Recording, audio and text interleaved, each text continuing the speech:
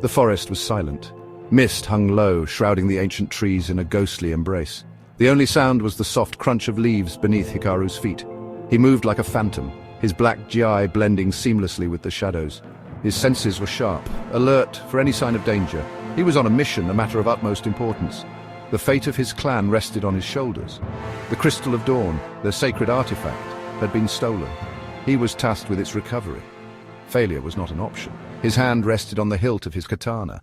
The cold steel was a familiar comfort, a reminder of his training. He was prepared for anything. A twig snapped. Hikaru froze, his body tensing like a coiled spring. He drew his katana, the steel whispering from its scabbard. He vanished into the shadows of a giant oak. 3 figures emerged from the mist, their faces hidden by rough hoods, mercenaries. Hikaru could smell the grime of the road and the blood on their hands. They spoke in hushed tones, their voices rough and guttural. They were discussing the crystal, arguing about how to divide the spoils. They had no idea they were being watched. Hikaru struck. He moved like a wraith, his katana flashing through the air. 2 of the mercenaries fell, their cries cut short. The third spun, drawing a wicked-looking dagger. The clash of steel echoed through the silent forest. Hikaru fought with precision, his movements a blur of deadly grace. He disarmed the mercenary with a flick of his wrist. Before the man could react, Hikaru pressed the tip of his katana against his throat. "The crystal!" he demanded, his voice low and dangerous. The mercenary, his eyes wide with fear, nodded towards a leather pouch lying on the ground. Hikaru cautiously retrieved it, his eyes scanning their surroundings. Inside the pouch, nestled in soft velvet, was the Crystal of Dawn. It pulsed with a soft, warm light, even in the dim forest. He had it, but the danger was far from over. A distant sound reached Hikaru's ears. More mercenaries, they were coming. He had to get out of there. He melted into the forest, his knowledge of the terrain giving him an advantage. He ran, his feet barely touching the ground, weaving between the ancient trees. The mercenaries were close behind, their shouts echoing through the trees. Hikaru refused to lead them to his clan. He had to lose them. He used the forest to his advantage. He doubled back, masked his scent, and climbed high into the canopy, using the dense foliage as cover. The emerald maze was his to command. Section 5. Deadly Deception. He led them on a chase, a deadly game of cat and mouse. He planted false trails, used the terrain to create diversions, always staying one step ahead. He lured them towards a narrow gorge, a treacherous path with steep drops on either side. It was a risk, but a calculated one. The mercenaries, blinded by their pursuit, fell for the trap. They charged onto the narrow bridge that spanned the gorge, their heavy footsteps causing the ancient structure to groan in protest. Hikaru watched from the shadows as the bridge gave way, sending the mercenaries plummeting into the abyss. He had escaped for now. He emerged from the forest onto a rocky clifftop.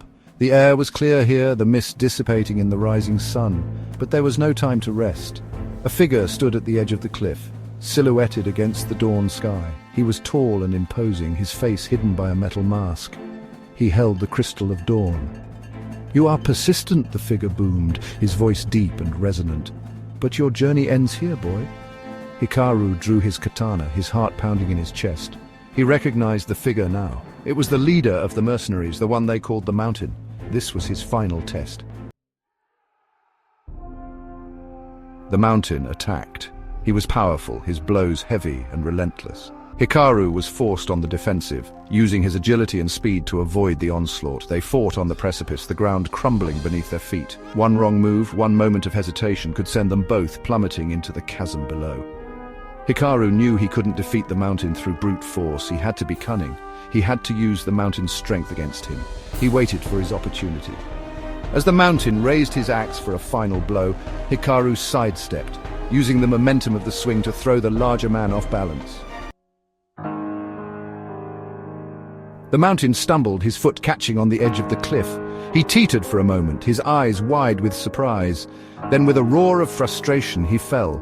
Hikaru watched as the Mountain disappeared over the edge, his shout echoing up from the chasm. He had won, but there was no joy in his victory, only a profound sadness. He had taken a life. It was a necessary act, he knew that. But it did not sit well with him. He vowed to honor the Mountain's memory by protecting the Crystal of Dawn with his life. He picked up the crystal where the Mountain had dropped it. The sun had risen now, bathing the world in a golden light. It was a new dawn. He looked down at the crystal, its warm light pulsing in his hand. His mission was complete. The Crystal of Dawn was safe. He had fulfilled his duty. He turned and walked away from the cliff edge, his silhouette stark against the rising sun. He moved with a newfound purpose, his steps light and sure. He disappeared into the forest, melting back into the shadows like the phantom he had always been. He was gone, vanished without a trace. Only the rising sun bore witness to his passing. The legend of Hikaru, the ninja who cheated death and reclaimed the Crystal of Dawn, would be told for generations to come. He was a hero, a warrior, a guardian. He was the silent protector of the dawn.